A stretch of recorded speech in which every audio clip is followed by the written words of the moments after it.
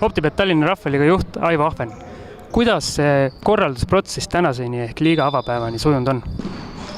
Kui nüüd juba tagataustalt vaadata, siis üsna korralikult, et pealtvaatajad on kohal piisavas koguses, isegi üllatavalt rohkem kui arvasime ja muidugi ka kõik meeskonnad, et sujunud on hästi, ütleme, et kõik on hästi.